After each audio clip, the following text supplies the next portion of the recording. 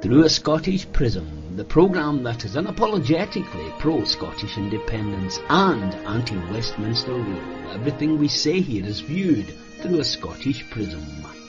Brought to you by Barhead Boy. Hi folks, welcome back to Through a Scottish Prism. Nice to have you all back again for the main show here. Before we get started, quick thank you to Techie there, who you maybe saw. We've got a new intro with a new logo. Fantastic. And also, I've got to remember, if you're watching this on YouTube, could you please like, if you do like it, of course. And if you haven't already subscribed, please do then. You'll never miss another show here on YouTube. But we've also now, of course, put this onto different platforms for those of you who want to use Spotify or Anchor. We also do this out live on Twitter and Facebook. So the audience is growing, so we're trying to get as many platforms up as possible for it. And we've got a jam-packed meeting program for you today, and I am joined by my amigos, and one and all, I welcome them. Starting with they're down in Clackmannanshire, Eva. Eva, my friend, how are you? Oh, you got someone with you? Well, I've just got one thing to say to you. You must be very, very good, because Santa's watching. Not long now. That reminds me of a story I must tell you off air about my son when he was 6, but that's another story for another day. About the fairy at the top of the tree. Anyway, welcome. In a couple of days. Yeah. And we're not on our own. We're also joined by our good friend down there in the borders in Jedburgh. There she is, our Yvonne. Yvonne, my friend, how are you? I love your scarf. Yes, it's the suffragette colours. Quite right too. Nice to see you. You're not going to throw me off, are you? Am I what? You're not going to throw me off the panel. Why would I do that? Oh, I see. Yeah. No, I might throw you off that bloody UK in your name there, but not for your suffragette scarf for sure. And we're also got I think he's in Seoul, the Soul man himself, Mr. Boswell. How are you? Yes, sound. Back being a soul man again for the time being. But heading off somewhere else probably in December, so let's see. Good stuff. And from the Kingdom of Fife, I believe, we have our Neil Hanvey MP. How are you, Neil, my friend? I'm a bit worn out this week, to be honest, Roddy, but I'm good. I'm in good spirits. Well, we're not surprised. We've heard the mileage and what you've been up to, which will come up later on. Been a hell of a week again, guys. We had a wee quick meeting, or programme on Wednesday when the Supreme Court decision came out, but we've only scratched at the surface. It's now what's happened since then that I think we and our viewers want to hear, because there's certainly a backlash. Now, you were down in London at the time, Neil, were you not at the Supreme Court? Yeah, I was, Roddy. So I watched the Supreme Court's a stone's throw away from Parliament, of course. So I watched the ruling live on the TV, and then went straight over to speak to some media engagements that were arranged. I'd been into GB News first thing in the morning for their breakfast show to talk about it, and to put forward Scotland's case, regardless of what the UK Supreme Court said. And the narrative was that morning, and my response to that when I spoke to numerous journalists after the ruling was, look, the message in 2014 still stands. Scotland's future must remain in Scotland's hands, not in the hands of the UK state apparatus like the Supreme Court, Westminster, or indeed, let's be realistic here, the Scottish Government, sadly, is part of the UK state apparatus. That is why a UK Supreme Court can tell it what it can do and what it can't do. That's the fundamental problem with our Scottish Parliament. So we need to be absolutely united now. We should push for legislation to be put through the Scottish Parliament just to prove that they will deny democratic ruling or the democratic position of the Scottish Parliament. We should still push for this 19th of October next year referendum we were promised. And we should do that through a process of continued agitation and to demonstrate Scotland's desire for independence. We really mustn't, give up in any way. I don't think there's anybody here in the spirit of giving up. This is the time to absolutely push forward, but really crucially in a united way. Now, I've said this many times, you guys understand this, I'm sure. That can only be done through a constitutional convention where all of the voices of Scotland, both political and civic, are united in asserting that case. And something we really must address is how we present that case at a plebiscite election. We can't present that case as one party or yet another request for a mandate. That game's a bogey. We have to present it as Scotland United, where every party that has supporters of independence is part of the team, and that includes independent supporters in the Tory party, in the Lib Dem party, the Labour party, the Alba party. It has to be an expression of all of Scotland. That's my absolute view. That's the only way we win a plebiscite. We have to neutralise and decouple the independence movement from the day-to-day machinations of the SNP government, because the lines are there for our opposition. You build ferries that don't sail. You've got a healthcare system that doesn't heal. All of the usual lines that they are able to spin at the moment, not least the challenges that the GRA legislation that's we'll be coming on to that as well. But, the reality is that no matter the support for the SNP, there are people who support independence who simply will not vote for Nicola Sturgeon, and we can't afford to put those people outside of that democratic expression. While you're on it about, I agree with you, unity. We've been promoting unity on this show. I've been promoting it in my blog for long enough.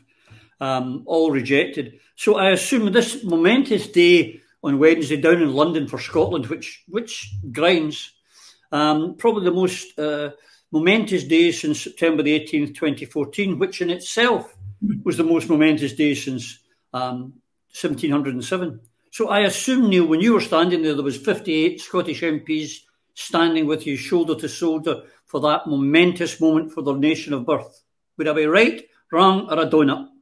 You would. Well, I would never call you a donut, Roddy. But well, not to my face anyway. Sadly, no. That was absolutely not the case.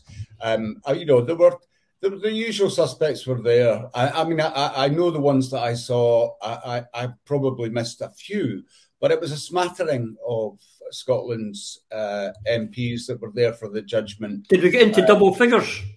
You'll have to count them for me if I go through. Approximately. So we didn't have half there. We didn't have nearly 30 there. We didn't 20, maybe near 10, 12.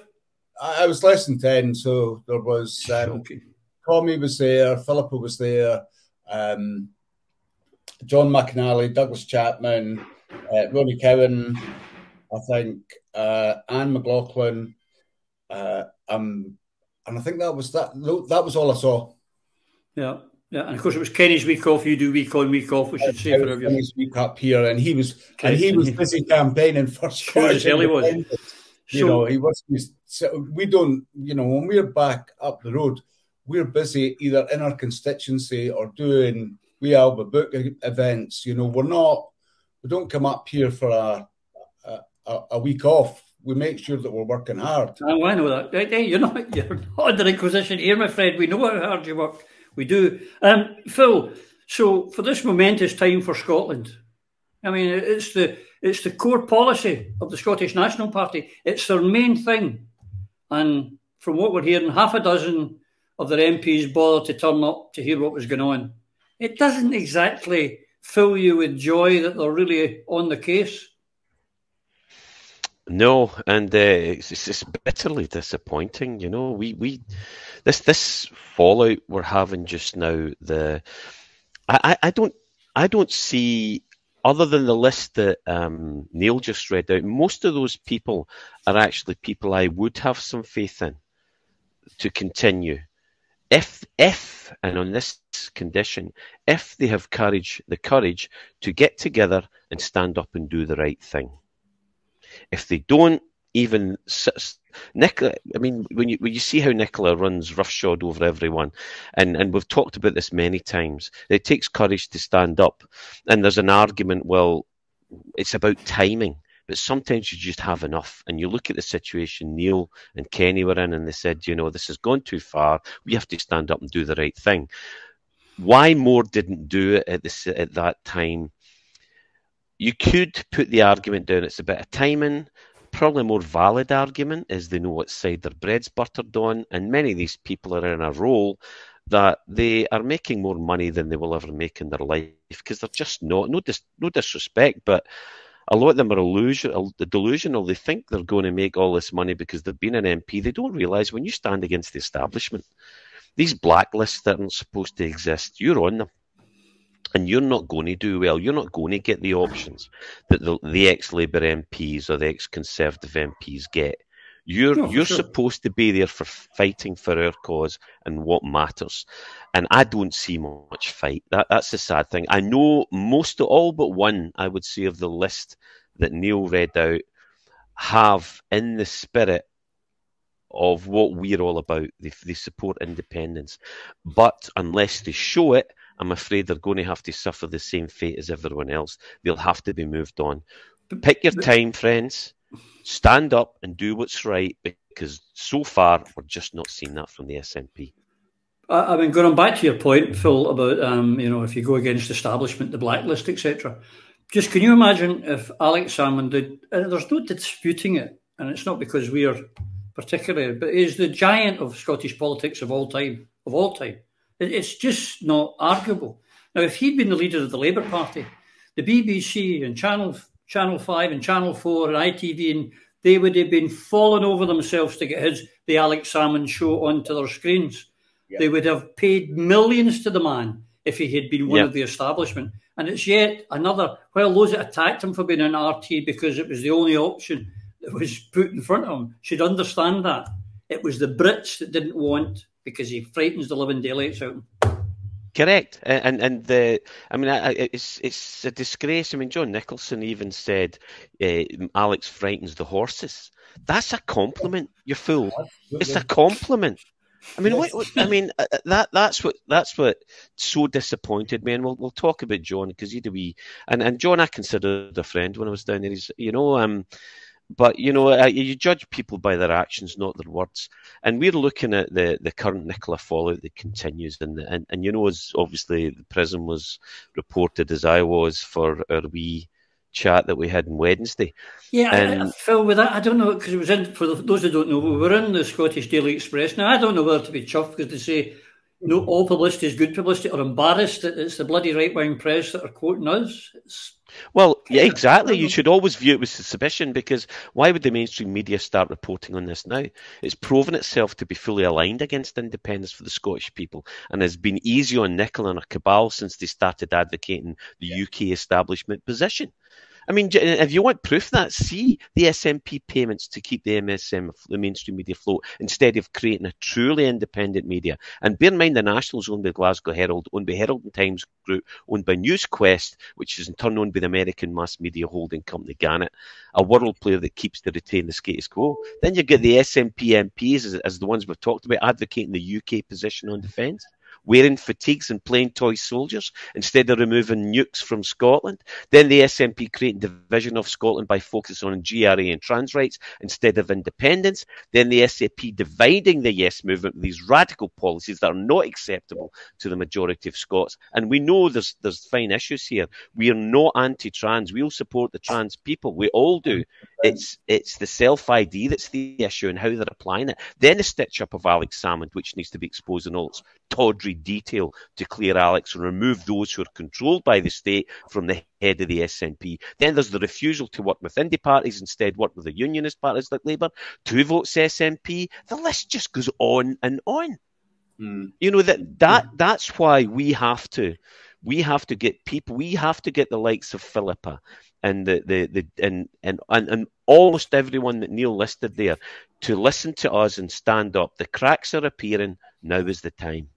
Yeah, there's two. I put out a wee tweet this week, Yvonne. Everything we've been saying on this show, and I've been writing about, and Ian Lawson's been writing about, and Stu Campbell, and all the bloggers have been writing about, and all the other podcasts as well. We warned, we knew what was going to happen this week. Everybody knew how the Supreme Court would act. Well, you didn't know, but we were 99% sure, and we were proved right.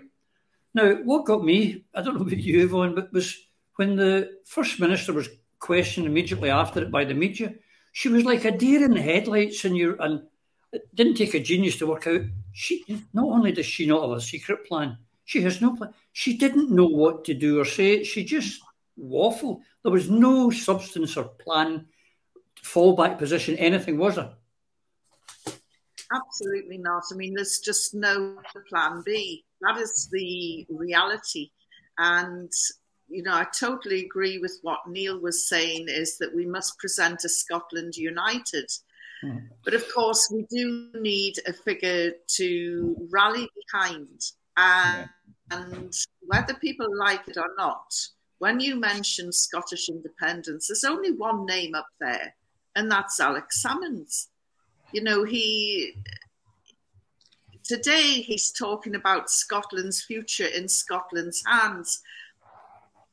20 years ago, he was talking about the same thing. 10 years ago, when he did deliver on a referendum, he was again talking about the same thing. You know, he is the elephant in the sitting room that all the media should be thundering towards for analysis, opinion, plan B. He's probably got a plan A to Z for every eventuality. And, you know, he is a titan in the independence movement. And for the media to pretend he doesn't exist or adopt the ostrich syndrome is scandalous. And, you know, he is one of the most coherent voices in the movement, and he should be heard. And the fact that the media is ignoring him is shocking, because we all know once the full truth comes out over the fiasco that led to the trial, once the truth comes out, people will be thundering to his doorstep. They should be. You know, it's almost criminal that I know you're like me, you're a lover of the football. It's like having a football team and you've got Lionel Messi sitting on the bench and you don't use him when you're a goal down. Yeah. I thought that was a crack. Well, that is a great analogy, and that is exactly where we are. And if people don't realise it yet, we are, 90 seconds away from the referee's whistle. We're one down, and our best striker is sitting on the bench. Yeah, it's play him, because he can lead the movement. The Tories, Labour, the Lib Dems, they've all got independent supporters sitting there silently who would leap at the chance of joining a non-political movement for independence. And that is what, we need, some lightning rod that will bring them all together. And I think that Alex is that person. He's done it once before. He knows how to get the referendum, which is the main key to the door to get out of this godforsaken United Kingdom, which has now disappeared off my little timeline I hope you notice it now. I did. Well done. Now you're talking. Well done. Thanks for that. I've got to. Sorry, I was sniggering a wee bit there during your very eloquent prose there. That my internal phone off. The only person that ever phones us on the landline is my mother-in-law, and my wife came running out the shower there, dripping wet. With not a lot apart from the dripping wet one, and ran to the periphery of my eyes. So it was sort of distracted me for a second. I apologise. She's back in the shower. I should hasten to add. Eva, what as I said, I was worried about was that there was no. It seemed there was no plan. In fact, that was reiterated by the First Minister, who said sometime next year. Now we don't know if that's going to be January or October or December next year. She's going to call a wee meeting of the SNP to see what their next move is. I mean, incredulous as that may be, she's been in power for 8 years. The SNP allegedly have one main policy only. You would think, as we're talking about Alec, that she would have planned A to Z and backwards as well.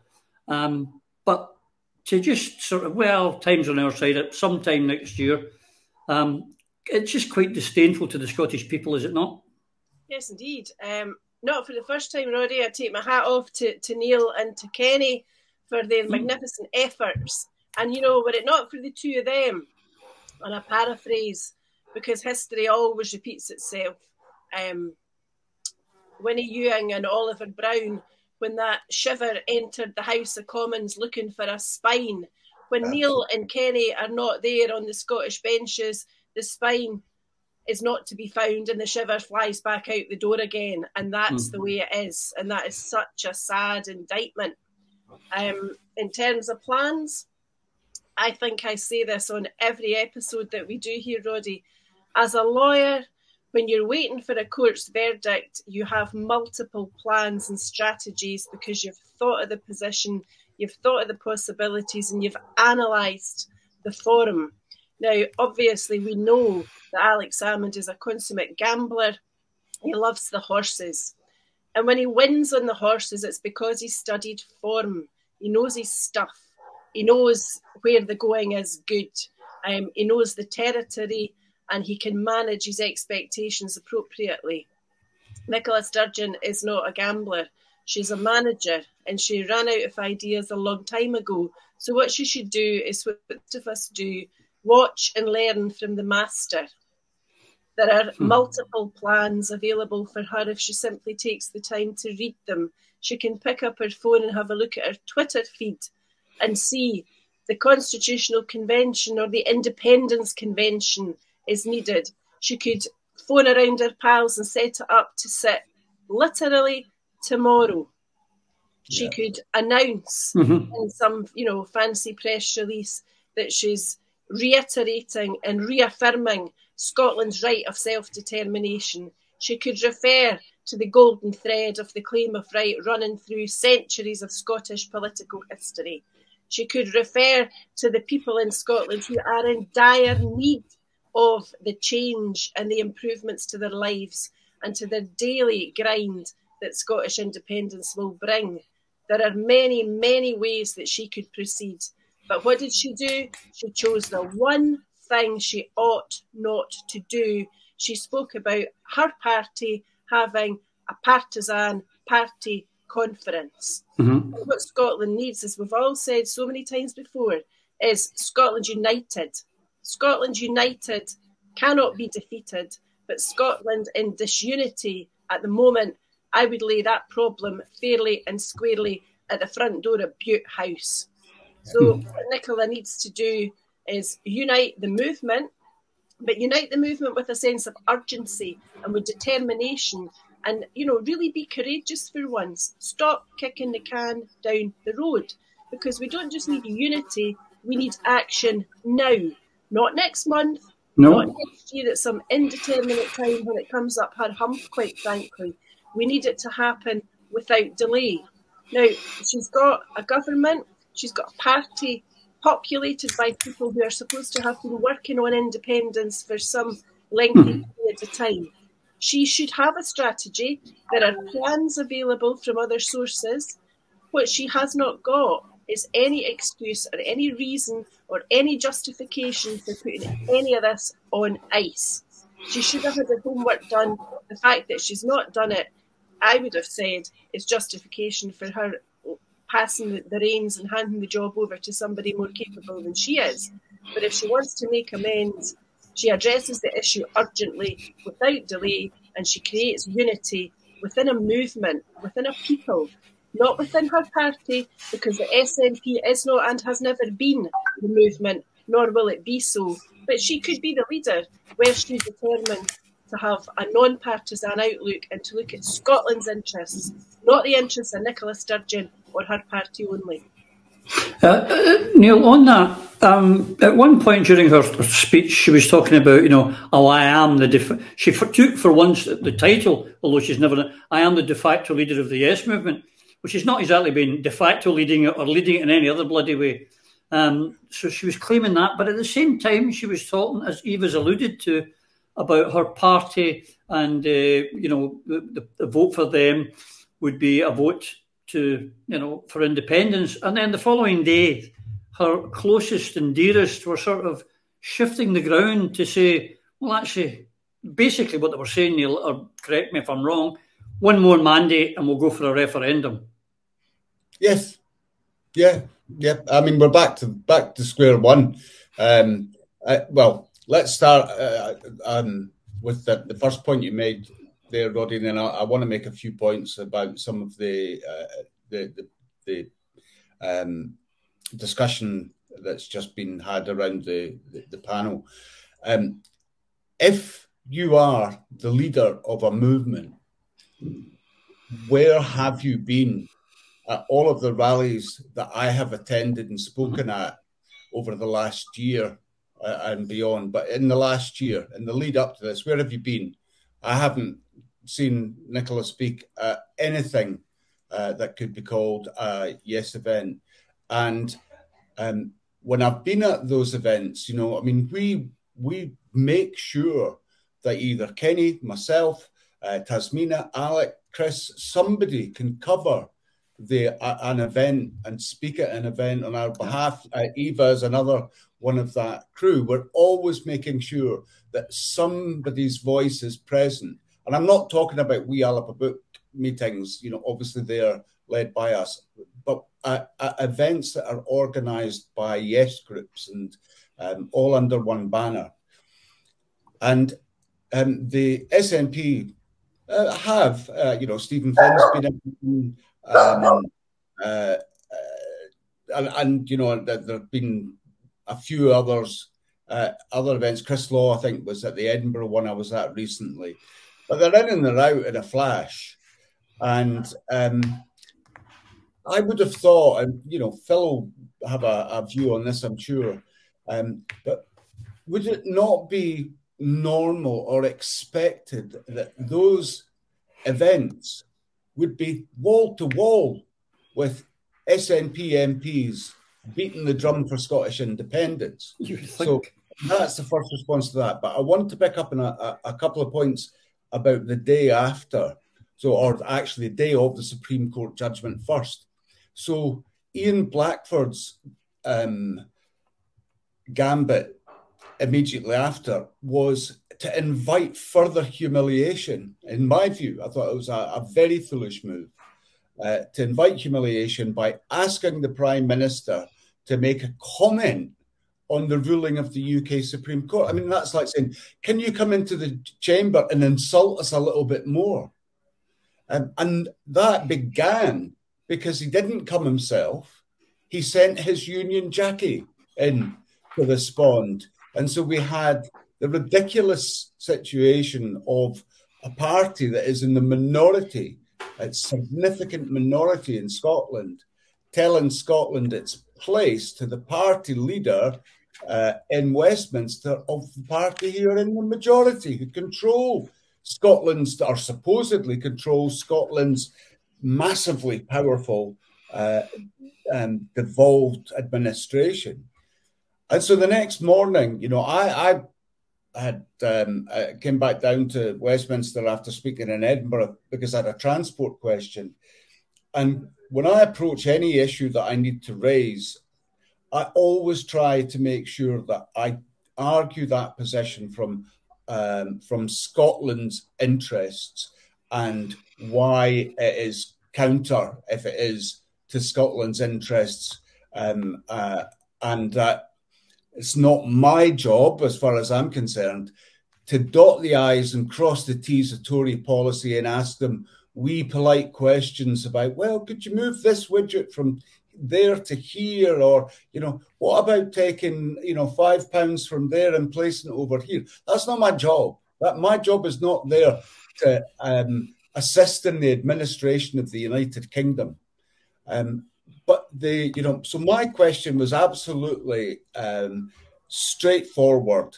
It was about the money that we don't get anymore for motorways of the sea, because we were taking the ancient nation of Scotland, independent for centuries before incorporation, has lost money for its economy because this Parliament took us out.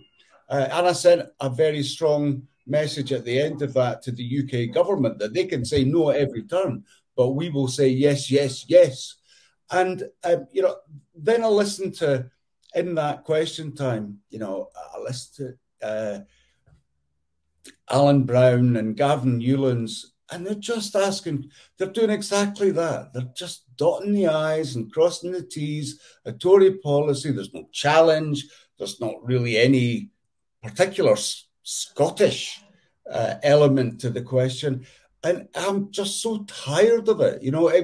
It drove me mad when I was in the SNP group that didn't feature in every single intervention in the chamber, as it absolutely should. They should get so sick and tired of us pointing out the iniquity of this union. And now we know that it's not a consensual union of equals. That should be shouted from the rooftops at every single intervention. But, that is why the Scotland United ticket is so important, because we can't have meek, timid little voices down there politely asking about Tory policy. We need people who are there to deliver and negotiate independence. That is the only way it's going to happen now. A mandate and another referendum is a non-starter now. The UK state will not be flexible about this. And, I think the interesting analogy about football players being benched, Alex Salmond was given the red card by the British state for no reason whatsoever. And it's Nicola Sturgeon who is doing the job of keeping him on the bench. It's making sure he doesn't get to play the next game. And thankfully, Alec is not the kind of person to allow that to happen. And, I've got a Westminster Hall debate next Wednesday, St Andrew's Day, on the arrangements for Scotland to have a referendum. It's really helpful for me that question has now been answered. So, expect me to come out with all guns blazing next Wednesday. And it'll be interesting to see if any members of the SNP are particularly interested in the answer. Not the words that I say, but the answer from the UK government to that question. It's a short debate. It's not a long debate, 30 minutes, but it'll be interesting to see who turns up. Oh, sorry.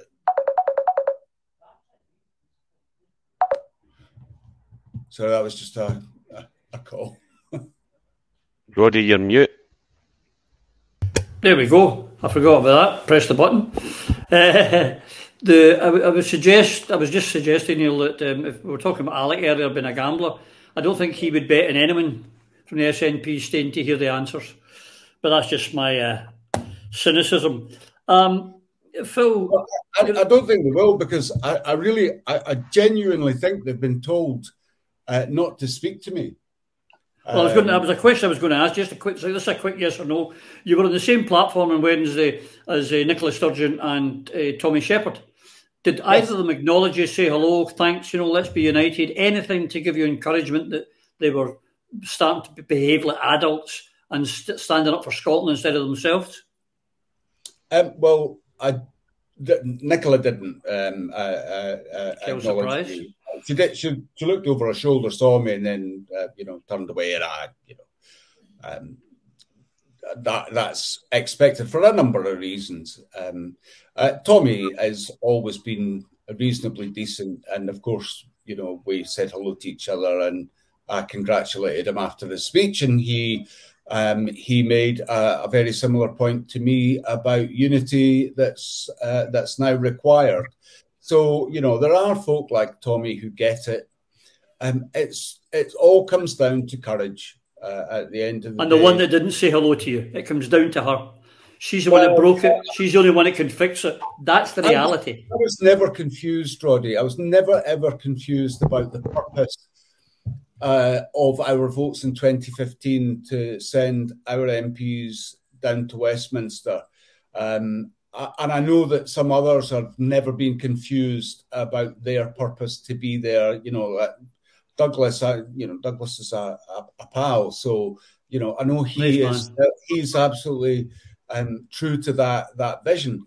But you need leadership and you need direction and you need a strategy and you need concerted effort. And none of that is there. And, it's absolutely personified by, look at the situation.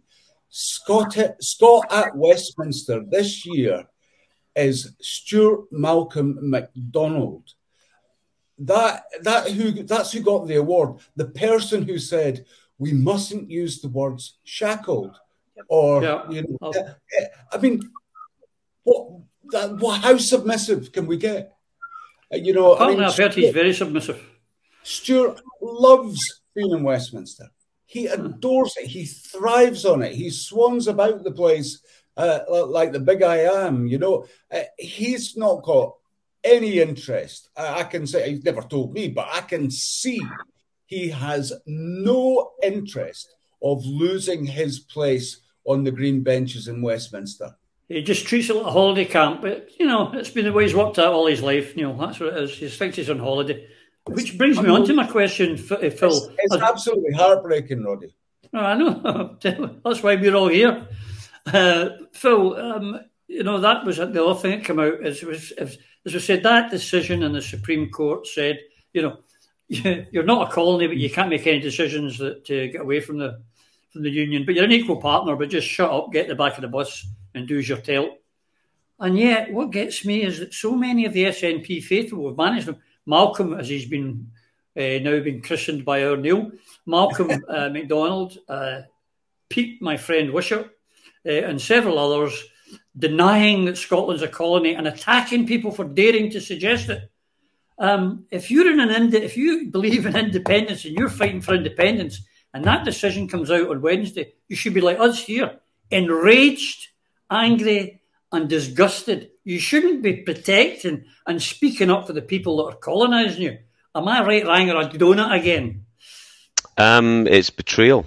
It's betrayal of the core principles of what SNP stands for, what you were sent there for. And this comes down with John's alleged lack of integrity by the Speaker Hoyle. I mean, but the big one for me, the Scotland United, the SNP current leadership do not play for this team. Where's Nicola, as Neil says? It's like, where's Wally? Where is Nicola in the independence campaign? I can't see her. We can't see her. And this harps back to what Neil was saying. It harps back to something that happened when the 56 were down there. Not long before the snap election in 2017, we were told to engage with as many European Union nations as possible and focus less on wasting time at Westminster. And that was when we, the 56, had a voice. But think about who the 56 were. The only debate that we had that was anything even remotely akin to the famous conference NATO debate at SNP was on fox hunting. When we went to a large hall and Nicola's opinion was almost defeated because everybody had a chance to speak and everyone had something to say. And we believed that everyone who was an elected member represented the 70,000 or so souls that you were elected to represent. By God, we were going to let everybody speak who wanted to speak. We all did. It was never repeated again because Nicola's opinion was almost defeated. And after the snap election, we had SNP placed their obedient mediocrity at Westminster in lieu of the 56, and we dropped it through an horrendous campaign. It was embarrassing. It wasn't a campaign. We didn't invest in it. There was no strategy. It was a half-assed repeat of what we did the first time, and it got what it deserved. The SNP, the people down there have a very high opinion of themselves. If you believe that you're there because of you, you're a fool. You're there because people vote for the badge and the name. So these placemen for Nicola's cabal, that's why it's all gone quiet in Indy. I mean, I was fond of John and indeed Stuart MacDonald Malcolm now on defence when down at Westminster. They're passionate, articulate and reasonably capable. What they forget is that they represent their constituents who do not support their respective ideology. I applaud their passion, but would criticise them severely and openly on their lack of self-awareness. I'm reminded of a statement that I kind of made up. I don't know if I've heard it somewhere else before, but because in truth there's little that's original in our language. But successful people have a very high opinion of their own opinion, even on matters they know little or nothing about. And if you construe yourself as being successful, the usual metric is money, and you get people who do basic jobs, suddenly they're being listened to, the ego is massaged, and they're paid a whack of money. I must be a genius. No, you're a sheep. Stand up and grow a spine. You're worth the entrance money alone, Phil, I tell you. Yvonne, it's, on using phrases, mine are not going to be quite as eloquent as Phil's, but one I was taught throughout my whole career, which is that successful people make things happen and unsuccessful people wait for things to happen. And it seems our Independence Party is sitting waiting. They were waiting for the famous let's get 60%. They were waiting for the Supreme Court to give them the green light so they could do something. They don't seem to be doing. They seem to be in the unsuccessful camp, not the successful camp. We need a big lightning bolt just to jumpstart the movement again, because it is looking tired. And there were 15 demonstrations or protests that happened on the day of the Supreme Court decision. And to be frank, the turnout at those events was woefully inadequate. Town squares should have been bursting at the seams. It was inadequate. People just aren't engaged or excited about independence anymore. And a large part of that I blame on the Scottish government, which got people marching up the hill and bringing them back down again. Let's go back up. And people just got tired. There were so many false starts, false promises, that this time round, it was, well, we all knew what the Supreme Court was going to say. As Alex Salmon said, it was the wrong court, the wrong country, and the wrong question. It was doomed to failure from the start. Mm-hmm. And most independent seekers realised that. So... And we get pillared for it. We get pillared for warning people about it. Yeah. It's quite scandalous. The only thing that I'm hoping that will happen is people will get angry from the fallout. They'll be angry that there was no dynamic response from Sturgeon or the rest of the Scottish government.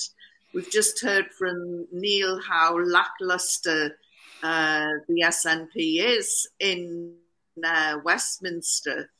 And, well, I mean, Eva, you were out at one of these protests. In fact, I saw a clip of you speaking, and gosh, you know, it was a really rousing speech. I was angry. And well received. And rightly so. I was angry. The whole of Scotland should have been angry. The following day, Eva, I noticed from someone's a great favourite of many, Joanna Cherry, who was on Twitter and put out a message saying that the fantastic planning of the SNP for Plan B had worked and that we'd got the reaction that was expected by the plan. I had to read it several times.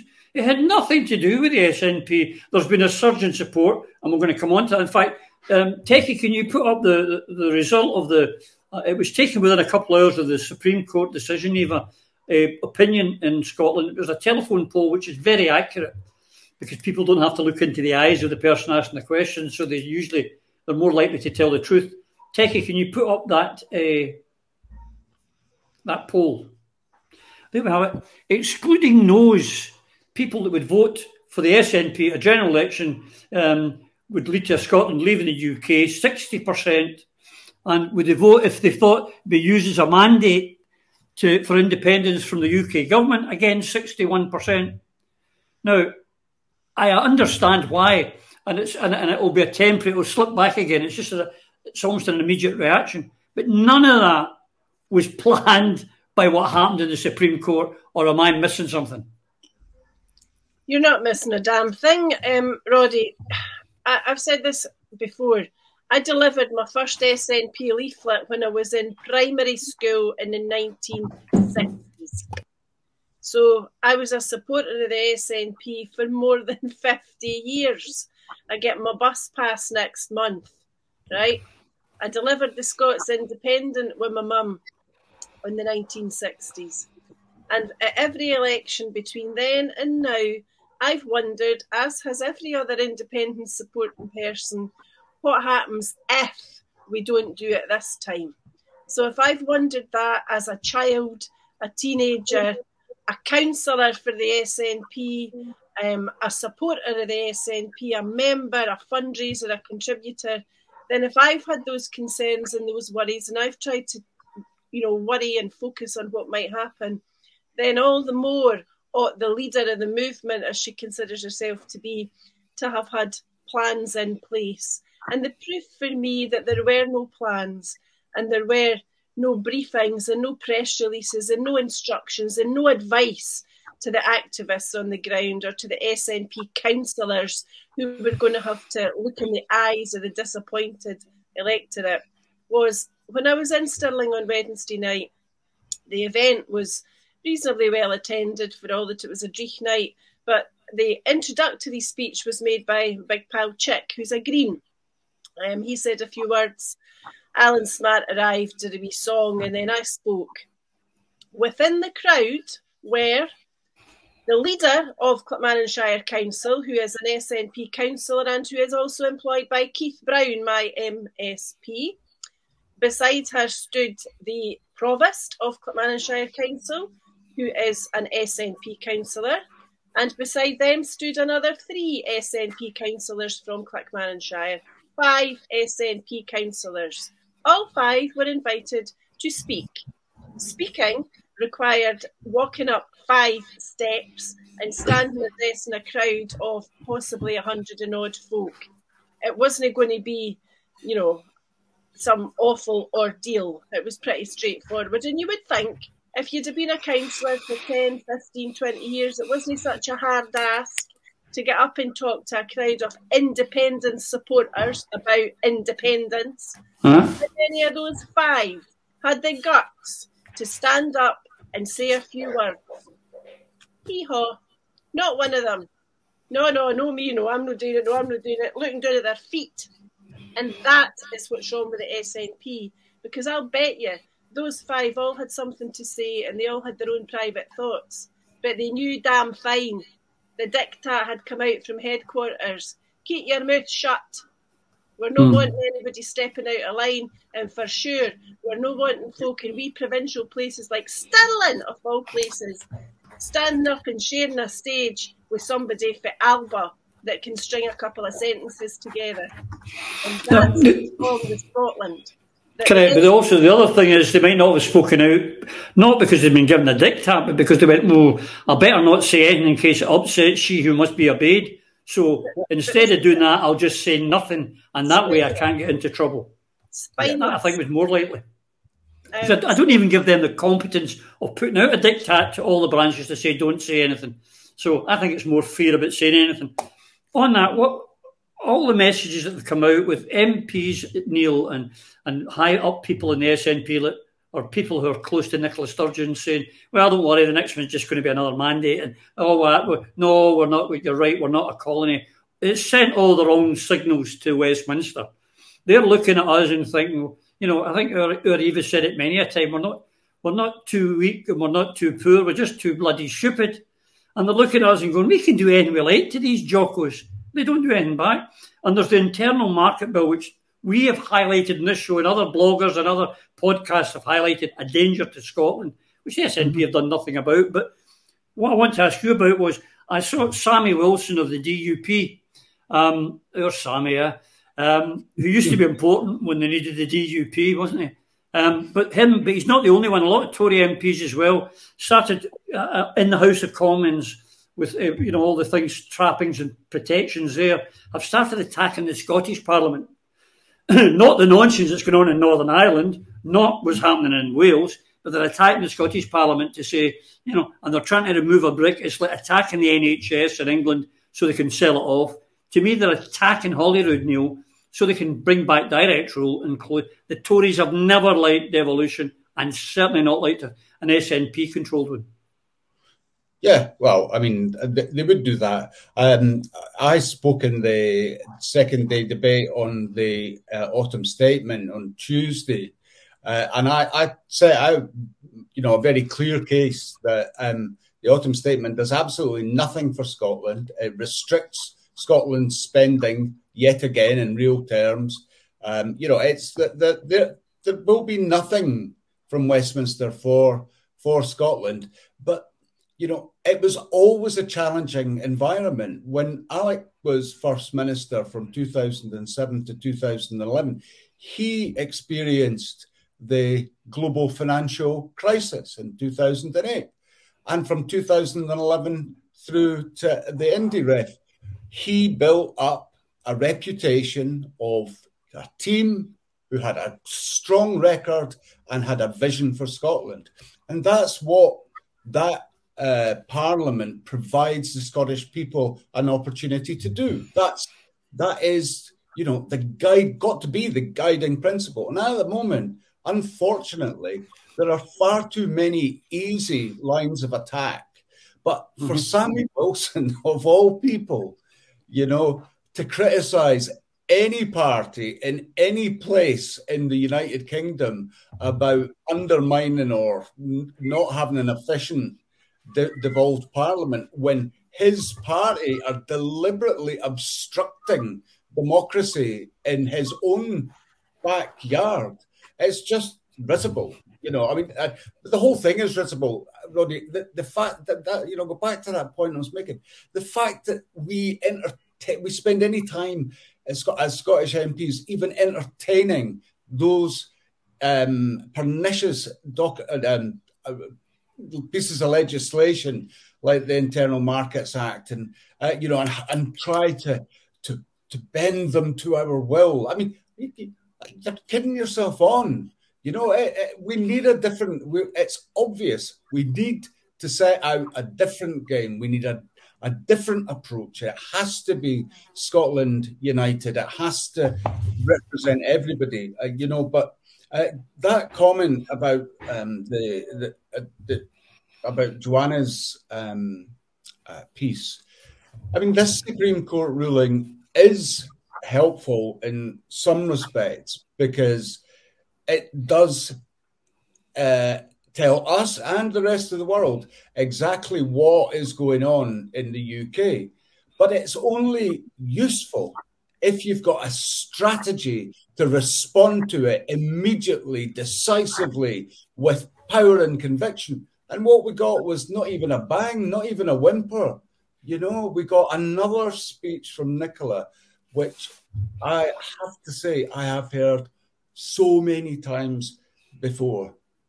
And it will inspire people for a wee while, and people want to believe that she's got a vision. I was one of them. I sat there in 2019. She's got a secret plan. There isn't one, folks. There isn't. No, it's quite fair. But just to go back to, Sammy's got a cheek he has. But the one thing I've realised over the years about unionists, they have double standards all the time, and they've got no self-awareness. It wouldn't cross the mind for a minute. They're too up their own bahookies. But while this is all going on, there's a couple of other things been happening, Phil. But I'd like to, give you this one. I'm an anti-war person, as you know, and I'm also anti-NATO. As everyone, I don't hide it. They frighten the living daylights from me. But I noticed, which with horror, that the leader of the Labour Party, Sir Keir Starmer, has warned Labour MPs that if they say anything bad about NATO, he will throw them out the party. This is the party, the Labour Party, the party of the workers, the party of the left, is now cheerleading for the right-wing Republicans and Democrats of the warmongering NATO. The world's gone to hell in a handcart. It has, and you wouldn't see Jeremy Corbyn making such a statement because he's old. He's real Labour. He's old Labour. That which we all come from, where our principles come from, where the SNP modern pre-Nicola principles came from. But to be honest, it doesn't surprise me. It's news to me. But the warmongering, this is industrial capitalism controlling our politics, and the people who get placed in politics are placed there for a reason. It's not by accident. You don't get to be a BBC presenter unless you think a particular way. You do not get to lead the Labour Party unless you think a particular way. Jeremy Corbyn was the exception to the rule because the people rose within the Labour Party, and the members rose up and decided, no, we want a return to these values that we hold dear. And now we're in a situation where the warmongers will continue to get war no matter who goes in place. Sir Keir Starmer, leader of the Labour Party. Talk about a contradiction in terms. I mean, really, this guy, he's exactly, this is who Thatcher is.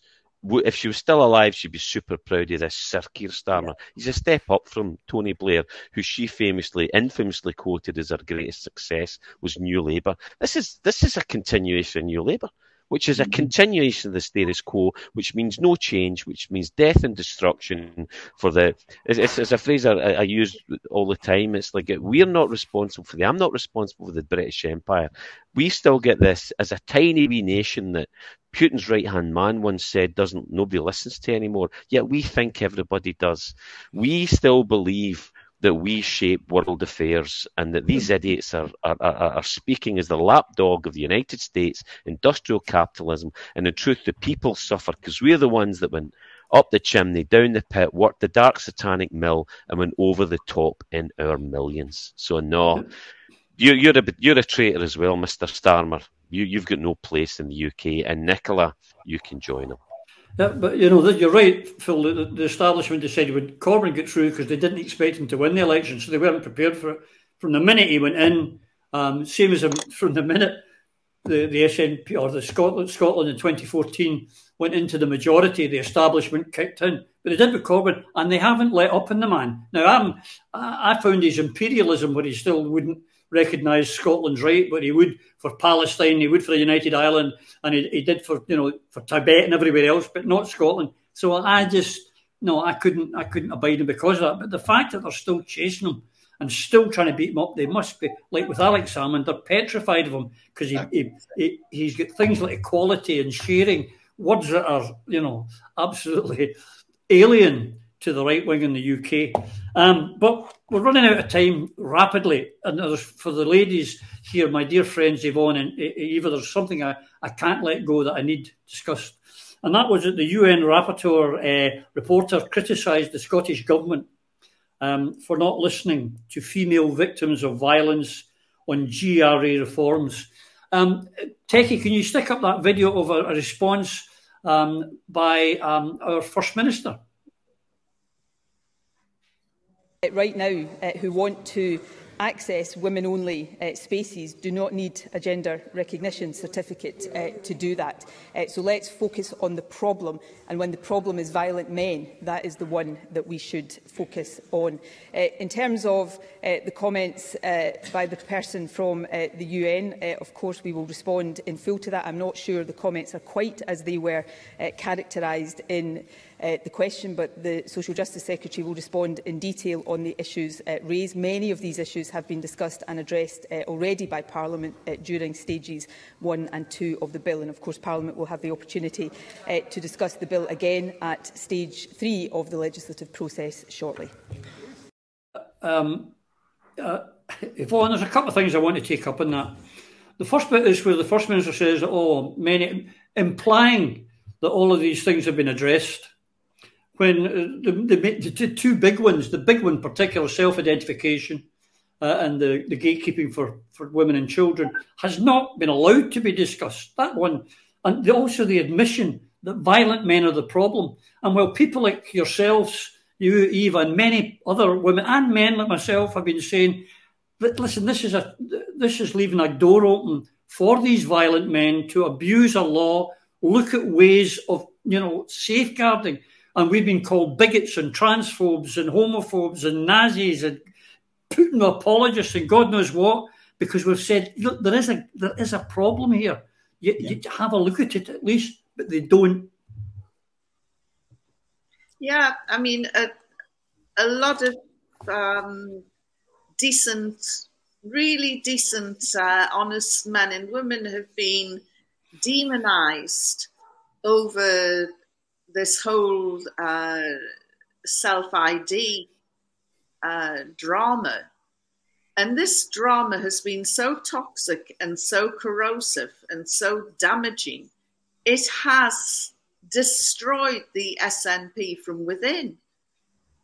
People in the SNP are not allowed to be gender critical. They're not allowed to question anything that is coming down from the leadership over the issue of self-ID. And Nicola, describing herself as a feminist to her fingertips, which is quite simply not true, has derided feminists like myself and Eva and told us that our concerns, our criticisms are not valid. Are not valid. And, Nicola Sturgeon has a lot to answer for. She gave a foothold to that barking mad charity, Mermaids. And she is the only political leader to have actually given any sort of credibility to this controversial transgender children's charity. And the chief executive, Susie Green, has now resigned from the organisation.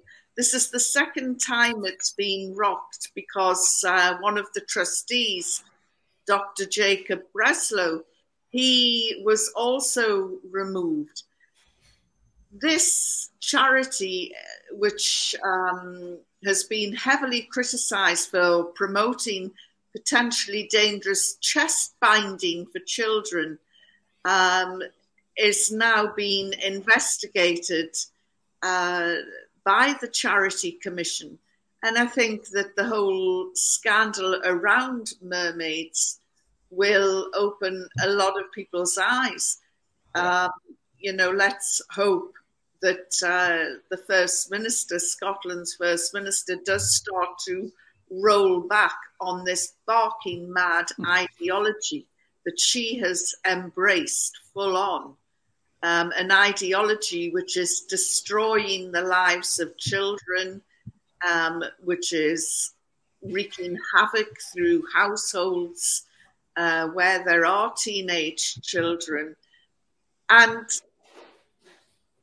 the failure so far of the independence movement can be traced to having roots in this ideology, which Nicola Sturgeon has embraced full on, without condition. It's quite shocking. But the whole business is starting to implode now. And I think once it's gone, once it finally goes, the First Minister will go with it. In fact, MSPs are even now talking about who next after Sturgeon. When your own team starts talking about who next, and the deputy of the SNP was on record within hours of the Supreme Court judgment, within hours the deputy of the SNP was talking about what if, or in the, who will be the next First Minister.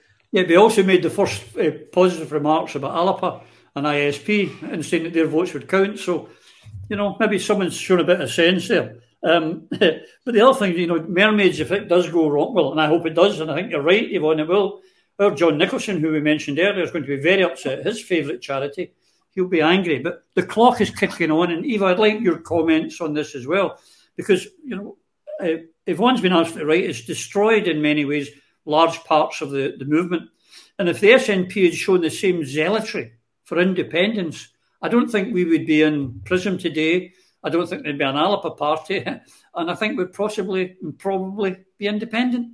But they haven't shown the same zealotry for independence. Yeah, well, that might be down to the entryism that occurred after 2014. In relation to the international aspects, I think that it's highly illuminating to note that Nicola Sturgeon couldn't even name the woman who was the author of the report that damned her policy. But I will. Her name is Reem Al-Salem, and she's the Special Rapporteur to the UN on violence against women and girls. And what she says is that the Scottish Government's Gender Reform Bill presents potential risks to the safety of women because it fails to provide for any safeguarding measures to ensure that the procedure is not abused by sexual predators and other perpetrators of violence. The policy is described as naive, and the Scottish Government has failed to consider the extent to which it could, and I quote, open the door for violent males to abuse the process of acquiring a GRC and the rights associated with it. Exactly what Neil and Yvonne and Phil and you and I and thousands of others have said for years. The UN are saying it loudly and clearly. And if Nicola Sturgeon does not listen to this, then she will have turned into her political anti-hero. She'll be another lady not for turning. And Scotland, and especially Scotland's women and girls, deserve far better. She should bin the bill right now and turn her entire attention four square, fully focused onto independence and independence alone. Get that convention up and running, get some declarations and appointments made, and get the show on the road before Santa finishes loading up. There's no reason why not. So for Christmas, all I want is an independent convention. All I want is a new First Minister. But the one is that if she's the rumours are right and she's looking for a UN job, she shouldn't actually attack the UN's rapporteur. But that's another story for another day. Gentlemen, ladies, we have run out of time, as we always do. And I always start these, as you know, before we go on air, and I'm saying, well, I hope we've got enough to last an hour or so. We're now going over further and further. So I thank you for your time. your input, and I'm sure our viewers in all the different channels. And remember that, ladies and gentlemen, you can watch this on YouTube, on Twitter, on Facebook, on Anchor, and on Spotify. And very soon you will also be able to watch it on Rumble. Are you ready for a Rumble? So without further ado, can I just say to you and yours, please take care. Through a Scottish Prism, the programme that is unapologetically pro-Scottish independence and anti-Westminster rule. Everything we say here is viewed through a Scottish prism. Brought to you by Barhead Boy.